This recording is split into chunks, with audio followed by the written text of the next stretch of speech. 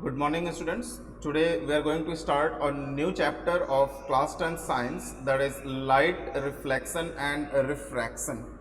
तो यहाँ पे बेसिकली हम लाइट की प्रॉपर्टी की बात करेंगे, कैसे वो रिफ्लेक्ट होता है और कैसे वो रिफ्रैक्ट होता है बाय डिफरेंट मिरर। चाहे हम प्लेन मिरर की बात करें, जो हम पहले क्लासेस में पढ़ चुके हैं कि लाइट कैसे प्लेन मिरर से रिफ्लेक्ट करता है, और वहाँ पे लॉ ऑफ रिफ्लेक्शन हमने पढ़ा था, तो थोड़ा सा उस पर डिस्कस करेंगे। और उसके बाद हमें जो बेसिकली पढ़ना है वो हमें स्फेरिकल मिरर और स्फेरिकल लेंस के बारे में हमें डिस्कस करना है कि कैसे वो लाइट को रिफ्लेक्ट करता है और कैसे इमेज का फॉर्मेशन करता है, whether it is spherical lens और हम मिरर की बात करें। तो स्टार्ट करते हैं chapter.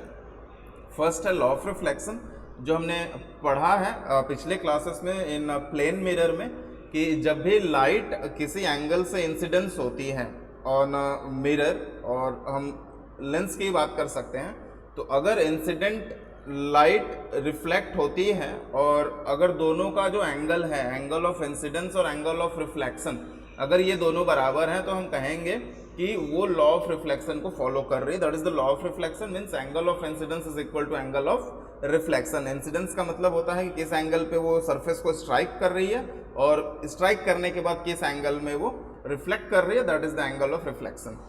Incident ray, reflected ray and normal all lie in the same plane. और जो इंसिडेंट रे होता है, रिफ्लेक्टेड रे होता है, और बीच में एक इमेजिनरी लाइन होती है जिसको हम नॉर्मल कहते हैं, ये सभी एक ही प्लेन पे होते हैं, that is called the law of reflection. तो ये दो पॉइंट हैं जो कि लॉ ऑफ रिफ्लेक्शन को फॉलो करते हैं। नेक्स्ट, अगर हम स्फेरिकल मिरर की बात करें, तो पहले तो देख लेते हैं कि स्फेरिकल मिरर होता क्या है और वो किस तरीके से लाइट को रिफ्लेक्ट करता है। तो first most common type of curve mirror और स्फेरिकल मिरर।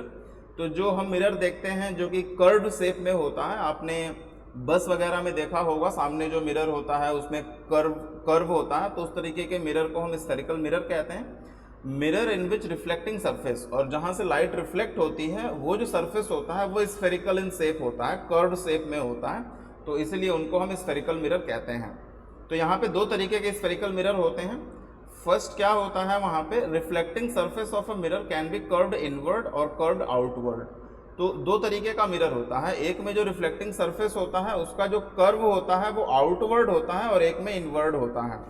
तो जिसमें इनवर्ड होता है उसको हम कॉन्केव मिरर कहते हैं, इनवर्ड के तरफ में, और जिसमें आउटवर्ड होता है उसको हम कॉन्वेक्स मिरर कहते हैं। तो अगर हम इसका डायग्राम देखें यहाँ पे, तो यहाँ पे आप देख सकते हैं कि कॉन्केव मिरर में क्या है कि जो रिफ्लेक्टिंग सरफेस है वो उसका जो कर्व है वो इनवर्ड है, अंदर की तरफ है। और कॉन्वेक्स की बात करें तो यहाँ पे जो रिफ्लेक्टिंग सरफेस है और जो कर्व सरफेस है जहाँ से लाइट रिफ्लेक्ट होती है वो आउटवर्ड की तरफ है। तो जो आउटवर्ड है वो कॉन्वेक्स है और जो इनवर्ड है वो कॉन्केव है। तो this is the mirror, spherical mirror, और इस मिरर को हम स्फेरिकल मिरर कहते हैं। नाउ सम इम्पॉर्टेंट टर्म्स हैं यहाँ पे जिसको हमें डिस्क्राइब करना होगा before going to the reflection और image formation by the spherical mirror. तो यहाँ पे फर्स्ट है पोल। तो पोल क्या होता है, the centre of the reflecting surface. Reflecting मतलब जो भी हम कॉन्वेक्स या फिर कॉन्केव का देखें तो उसका जो सेंटर होता है, तो इसको हम डायग्राम से समझते हैं फर्स्ट।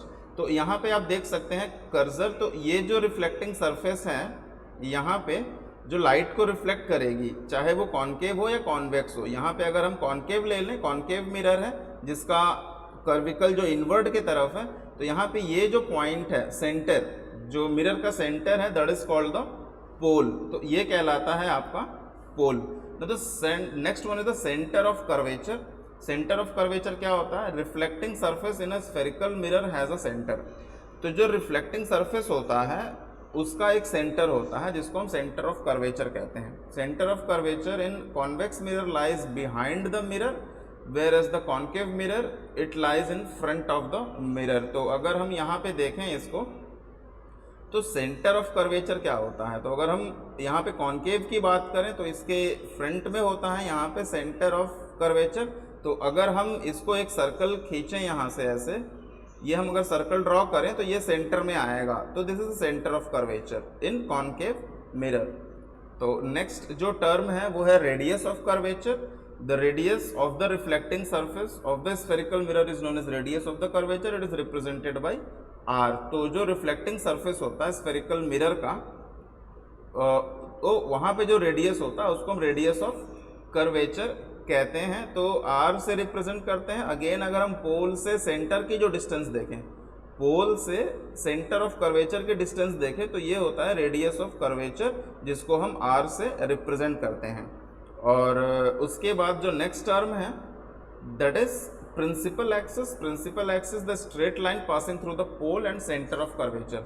तो वो स्ट्रेट लाइन यहाँ पे आप देख सकते हैं, जो डॉटेड लाइन है जो कि सेंटर से होते हुए पोल से होते हुए क्रॉस कर रही है, that is called the principal axis, जो कि सेंटर से पोल से होते हुए ट्रैवल करती है जाती है, that is the principal axis. उसके बाद the principal focus, the reflected ray appear to come from the point on the principal axis, this is known the principal focus. तो जो रिफ्लेक्टेड रे होता है वो किस पॉइंट से जा रही है प्रिंसिपल एक्सिस से, उसको हम प्रिंसिपल फोकस कहते हैं। और ये जो प्रिंसिपल फोकस होता है ये in between centre of curvature and pole के बीच में होता है। तो यहाँ पे आप देख सकते हैं that is the principal focus, ये पॉइंट प्रिंसिपल फोकस है। और प्रिंसिपल फोकस से अब अगर हम प्रिंसिपल फोकस से और पोल का जो डिस्टेंस देखें, ये आपका फोकल लेंथ कहलाता है, ये आपका फोकल लेंथ कहलाता है। और ये जो पूरा कर्व हमने जो लेंस लिया हुआ कॉन्केव मिरर, ये पूरा जो लेंस है इसको हम एपर्चर कहते हैं। पूरे मिरर को कॉन्केव मिरर जो एपर्चर कहलाता है। तो यहाँ पे ये सारे जो टर्म हो गए। यहाँ पे एक चीज़ और है, यहाँ पे जो रेडियस ऑफ कर्वेचर है that is equal to 2 times of focal length. तो यहाँ पे अगर हम देखें तो जो सेंटर ऑफ कर्वेचर से पोल, ये आपका क्या है, ये रेडियस है। और इसके सेंटर में जो होता है वो फोकस होता है।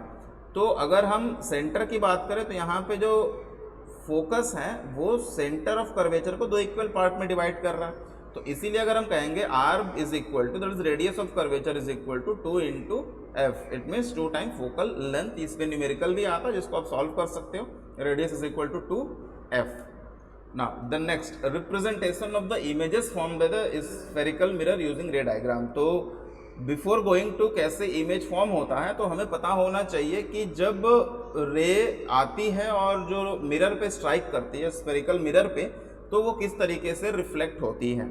तो यहाँ पे डिफरेंट सिचुएशन है इन कॉन्केव मिरर और कॉन्वेक्स मिरर में। तो हम उस सिचुएशन को देख लेते हैं और उसके बाद फिर हम नेक्स्ट क्लास में जो है इमेज फॉर्मेशन पे जाएंगे। तो फर्स्ट हम देखते हैं, फर्स्ट कंडीशन है और ray parallel to the principal axis should pass through the focus after reflection in case of concave mirror और appear to diverge in case of convex mirror.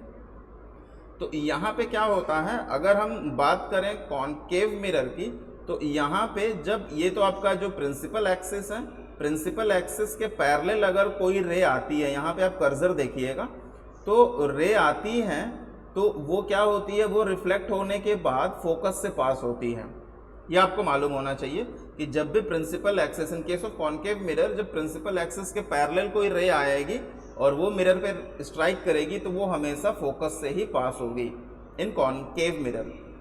But in convex mirror इसमें क्या होता है कि जब वो पैरेलल आती है तो वो दूसरे direction away from the mirror diverge होती है। डाइवर्ज का मतलब दूर जाना, अपीयर टू डाइवर्ज, दूसरे डायरेक्शन में चली जाती है। बट इट अपीयर, अगर हम इसको एक्सटेंड करें फर्दर इस रिफ्लेक्टेड रेज को, तो ये भी कहाँ से ट्रांसफ़र होगा, ये भी फोकस से ही ट्रांसफ़र होगा, फोकस से ही ट्रांसफ़र होगा। Appear to diverge in case of convex mirror. Now the next condition देखते हैं, a ray passing through the focus of the concave mirror or directed towards the focus in case of convex mirror should appear parallel to the principal axis after reflection। तो यहाँ पे हम देख सकते हैं कि जब कोई भी रे फोकस से पास होके मिरर को स्ट्राइक करती है प्रिंसिपल एक्सिस से, तो पास होती है और फोकस से पास होकर स्ट्राइक करती है तो वो प्रिंसिपल एक्सिस के पैरेलल ट्रैवल करेगी, वो प्रिंसिपल एक्सिस के पैरेलल जाएगी। तो यहाँ पे आप देख सकते हैं, यहाँ पे एक रे यहाँ से आ रही है और ये स्ट्राइक किया इसने, और ये क्या हुआ, ये रिफ्लेक्ट हुआ parallel to the principal axis के। तो यहाँ पे देखिए, यहाँ पे ये जो स्ट्राइक किया है ये सीधे फोकस के डायरेक्शन में है और यहाँ से जब स्ट्राइक करेगी तो ये प्रिंसिपल के पैरेलल ट्रैवल करेगी। तो कभी भी पॉइंट याद रखना है कि जब भी ray passing through the focus it always travel parallel to the principal axis, this is the second point. Third है a ray which is passing through the centre of curvature in a concave mirror और directed in case of convex mirror should reflect along the same path.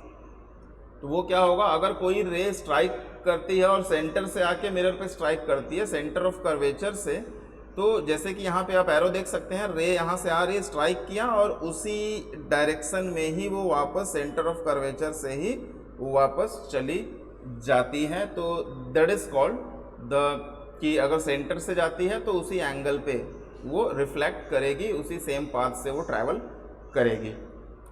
Now the fourth one is a ray when incident obliquely to the principal axis. अगर कोई रे सीधे principal axis पे अगर incident हो रहा है और स्ट्राइक कर रहा है, तो वहाँ से वो जितने एंगल पे इंसिडेंट होगी पोल पे, उसी एंगल पे वो रिफ्लेक्ट होगी. इट मीन्स यहाँ पे एंगल ऑफ इंसिडेंस और एंगल ऑफ रिफ्लेक्शन जो है वो इक्वल होगा. आप यहाँ पे देख सकते हैं कि जिस एंगल से वो पोल पे स्ट्राइक कर रही है उसी एंगल पे वो रिफ्लेक्ट कर रही है, चाहे वो कॉनकेव हो चाहे वो कॉन्वेक्स मिरर हो. तो ये था आज का टॉपिक कि स्फेरिकल मिरर क्या होता है, लॉ ऑफ रिफ्लेक्शन क्या है, और स्फेरिकल मिरर में डिफरेंट कंडीशन क्या है कि अगर रे जो है, रे प्रिंसिपल एक्सिस के पैरेलल जा रही है तो वो कहाँ से पास होगी, फोकस से पास होगी. अगर वो फोकस से जा रही है तो प्रिंसिपल एक्सिस के पैरेलल जाएगी. अगर वो सेंटर ऑफ कर्वेचर से जा रही है तो वो उसी एंगल पे रिफ्लेक्ट होगी, सेंटर ऑफ कर्वेचर से ही रिफ्लेक्ट होगी. और अगर वो पोल पे स्ट्राइक कर रही है तो उसमें उसी एंगल पे वो रिफ्लेक्ट होगा. तो ये था आज का टॉपिक. इसके आगे वाली जो टॉपिक हैं जिसमें हम फॉर्मेशन ऑफ इमेज को पढ़ेंगे, तो अगर उसको हम नेक्स्ट क्लास में देखेंगे. और अभी तक जो टॉपिक है, अगर इसमें कोई भी डाउट है तो बिल्कुल उसको कमेंट करिएगा, मैं उसको रिप्लाई करूँगा. Thank you.